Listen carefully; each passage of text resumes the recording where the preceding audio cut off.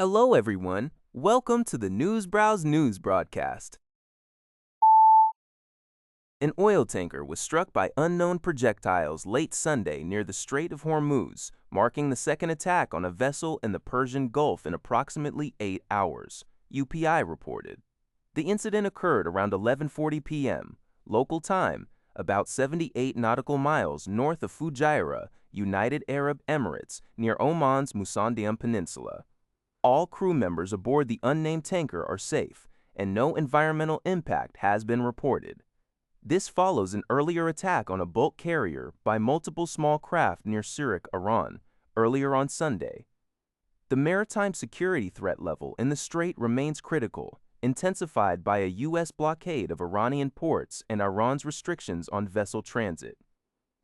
U.S. President Donald Trump announced Project Freedom on Sunday, pledging to free cargo ships trapped in the Persian Gulf since the U.S.-Israel war against Iran began on February 28th.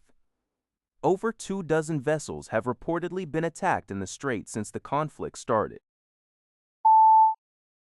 Al Jazeera reports that Japanese Prime Minister Sanae Takaichi stated on Monday that the global oil supply squeeze, stemming from the United States-Israeli war on Iran and shipping disruptions in the Strait of Hormuz, is having an enormous impact across the Asia-Pacific region. Her comments were made during a visit to Australia, where both nations signed agreements to enhance cooperation on energy and critical minerals. Roughly one-fifth of the world's oil and liquefied natural gas supplies typically traverse the Strait of Hormuz, with 80% of that oil destined for Asia. According to the International Energy Agency, the strait has been effectively blocked by Iran since February 28 following attacks by the U.S. and Israel. Both Japan and Australia are actively working to secure their energy supplies amidst the ongoing conflict. A special counsel team announced Monday that it has uncovered evidence indicating a military unit, the Defense Counterintelligence Command, began preparing for martial law as early as the first half of 2024.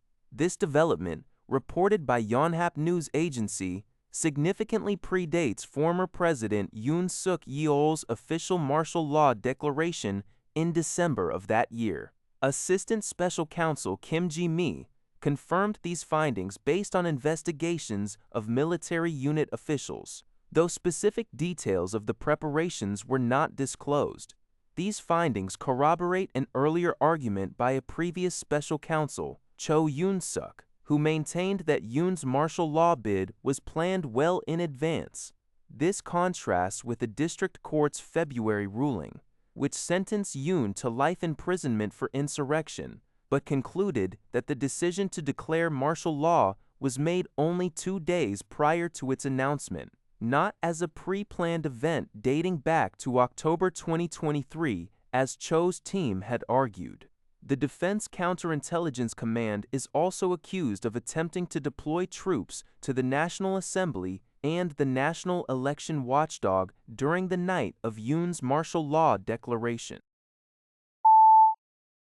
According to Lianhe Xiaobao, Pakistan's Deputy Prime Minister and Foreign Minister Dar held a phone conversation with Iranian Foreign Minister Araghchi on Sunday, May 3, to discuss the Middle East regional situation and Pakistan's diplomatic endeavors to uphold peace and stability in the area.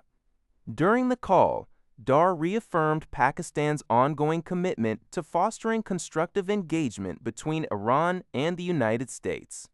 He underscored that dialogue and diplomacy remain the sole viable path for the peaceful resolution of various issues and for achieving lasting peace and stability, not only in the immediate region, but also in the broader area. Foreign Minister Araghchi expressed his appreciation for Pakistan's constructive role and its sincere mediation efforts in the ongoing regional dynamics. According to People's Daily Online, analysts have welcomed China's zero-tariff treatment for 53 African countries with which it has diplomatic relations, effective May 1. This measure coupled with an upgraded green channel for African agro exports, is expected to significantly boost the continent's industrial development and its participation in global value chains. Experts emphasize that the policy directly supports Africa's industrialization by reducing barriers for semi-processed and finished goods, encouraging local industries to scale up production, fostering value-added processing, and creating jobs.